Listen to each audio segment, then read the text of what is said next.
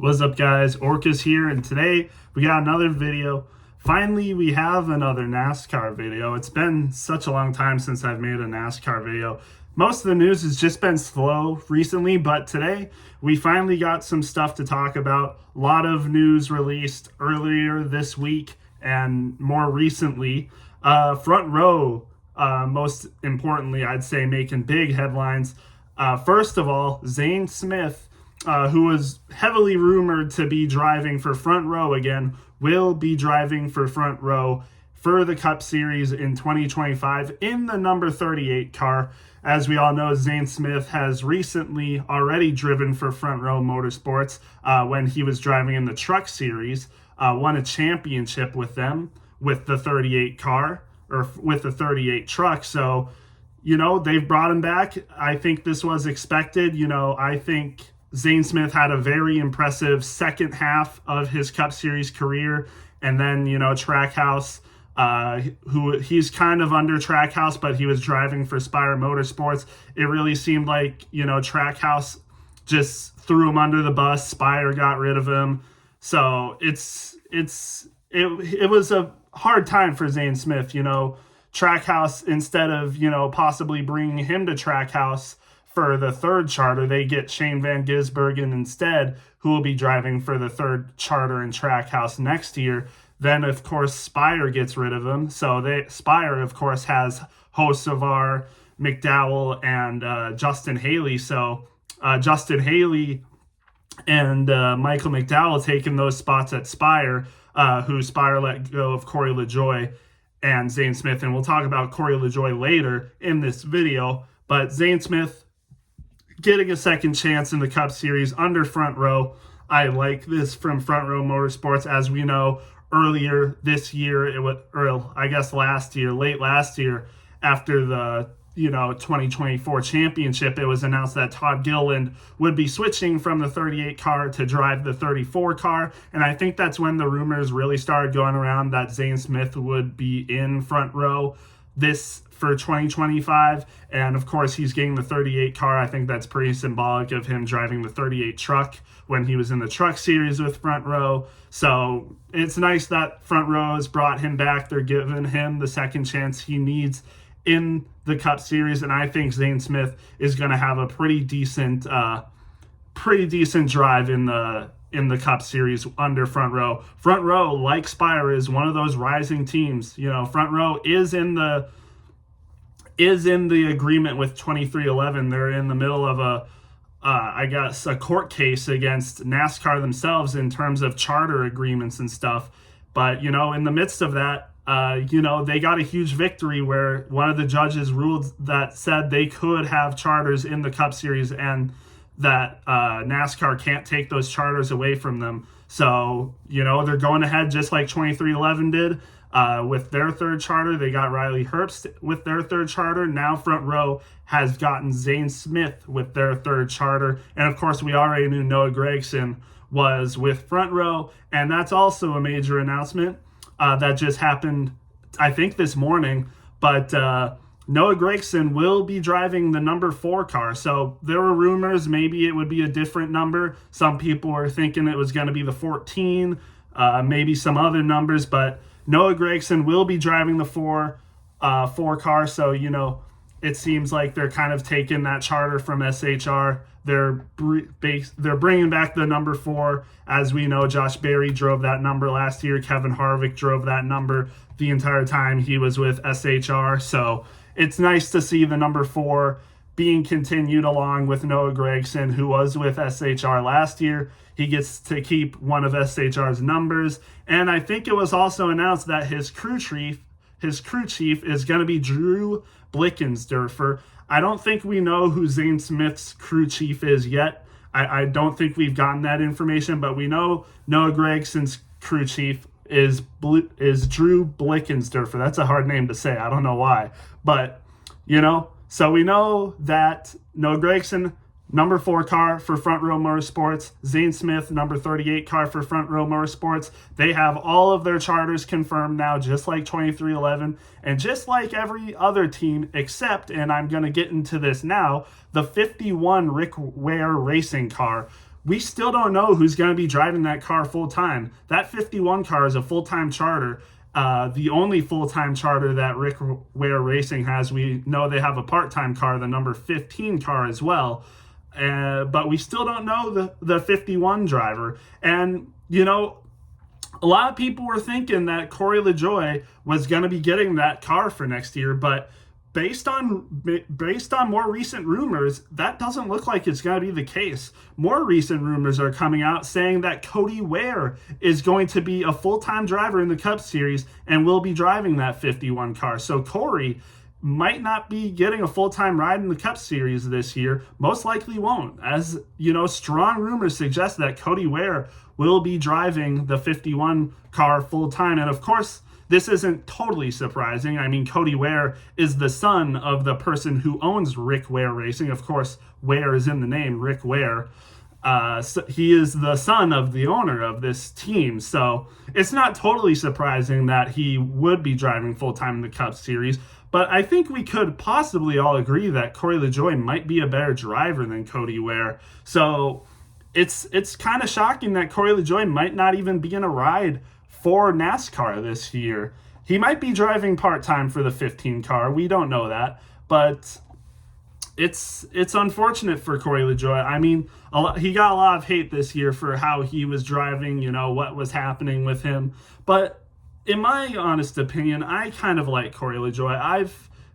I don't want to say I felt bad for him. I've had pity on him, but I've liked him as a driver. You know, it was cool to see him, you know, have all those opportunities. You know, last year he had some starts with Hendrick Motorsports when Chase Elliott was injured. He was driving the number 9 car for a couple races or a race or two.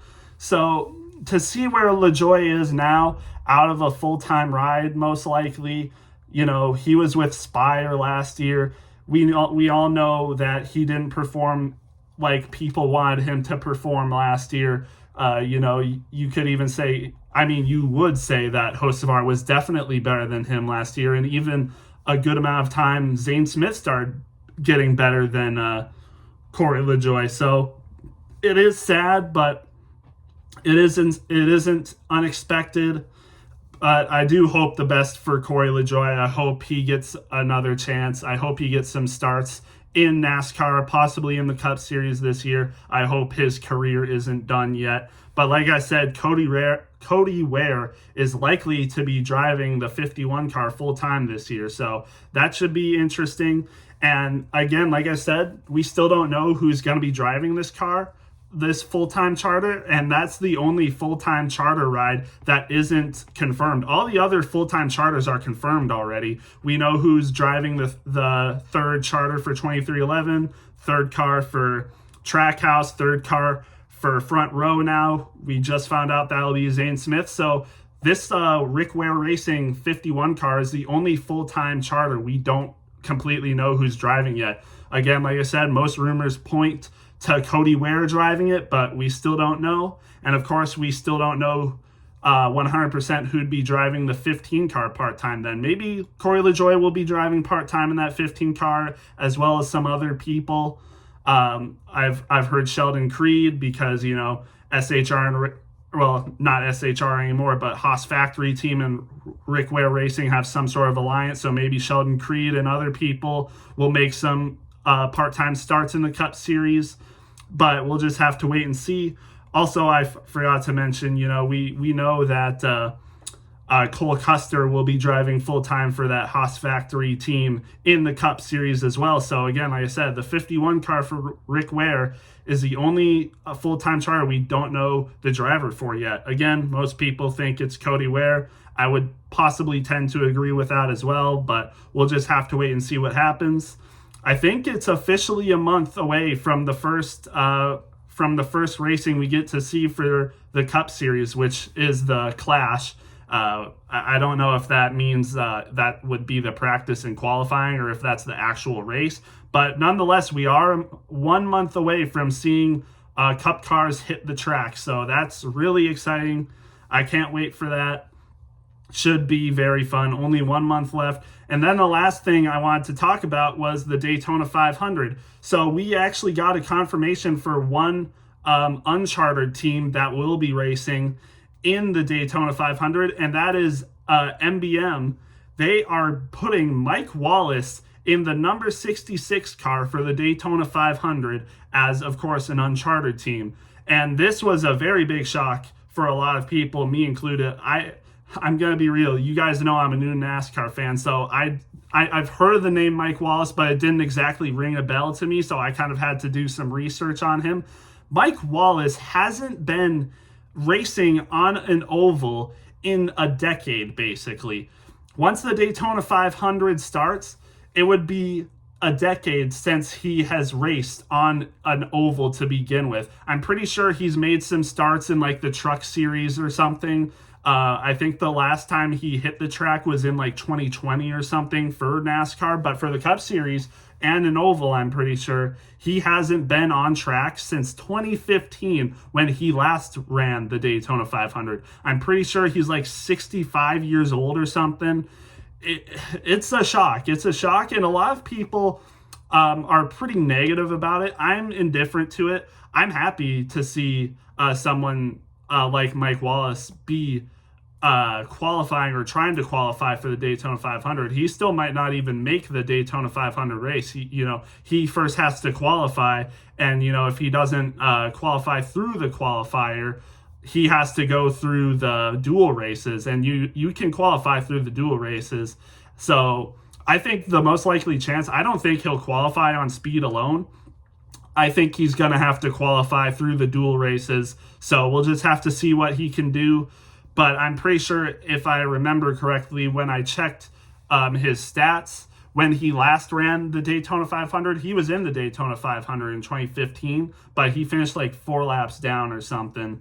So we'll just have to wait and see what he can do. I'm happy for him. A lot of people are worried. A lot of people think he won't be qualified enough. Some people are wondering how NASCAR even allowed this in the first place. A lot of people think this is more safety concerns than anything, but I think people need to calm down a little bit. Let's just wait and see what he does. And, we'll just wait and see. I don't think it's going to be a big deal that people are making it out to be. I'm happy for Mike Wallace, and I hope he has a fun time doing what he does. But I think other than him, the only confirmed non-charter team that's going to be racing is J.J. Yaley in the number 44 car. I can't remember the team off the top of my head. I should have looked, but I should have remembered, I guess. But J.J. Yaley, of course, we know that he runs the Daytona 500 or tries to qualify for it, at least. I'm pretty sure last year he lost out on a spot in the Daytona 500 because Jimmy Johnson just barely beat him out in one of the dual races, but he's going to be trying again. I think, again, like I said, I'm pretty sure Mike Wallace and J.J. Yaley are the only non-chartered drivers that are confirmed for the Daytona 500 right now. As we know, a lot of other teams have been in it. The RCR 33 car, the Rick Ware Racing number 15 car, the 84 car for Legacy, which would likely be driven by Jimmy Johnson, Beard Motorsports with the number 62 car. I'm pretty sure it was Anthony Alfredo that tried to get in last year. I think he did get in it. I can't remember, though. But also Truex. We don't know what team Truex will be racing for. A lot of people thought it would be 2311 with a fourth charter, well, non-charter, but with a fourth car for them, non-chartered. But we still don't know who Truex would be racing for. A lot of people have said he could possibly be in the 84 car, and Jimmy Johnson just might not race in the Daytona 500 this year, but we're not sure. We still don't know what Truex is going to do. Will he even race in the Daytona 500? He said he wanted to, but, he might not. We'll just have to wait to see. And is Jimmy Johnson going to race in the Daytona 500 this year? We don't know that. We'll just have to wait and see. And, once all this is announced, I will definitely make news about it. I think I'll probably have a video for the Daytona 500 lineup, like everyone who's driving it. Obviously, all the chartered drivers would be racing in it, but I'd probably make another video about all the non-chartered teams and drivers that will be racing in it. Obviously, like I said, we already know Mike Wallace and JJ Yaley will be driving in it, but I think those are the only two non-chartered teams and people that we know that are going to be in the Daytona 500 so far. So we'll just have to wait and see. I think likely the 33 car for RCR and the 15 car for Rick Ware Racing will likely be in it. I think the 84 car will be in it. I think Beard Motorsports will likely try it again. But I am uncertain with Truex. Again, he said he wanted to, but he still doesn't have a confirmed ride yet. So we'll just have to wait and see. But yeah, whenever all that information comes out, I'll make a video on it. I think I'm going to have another NASCAR video come out soon. I'm very happy that I was able to make another NASCAR video now because, again, like I said, it's been a while. So great video today. Thank you guys so much for watching, and we'll see you guys in the next one.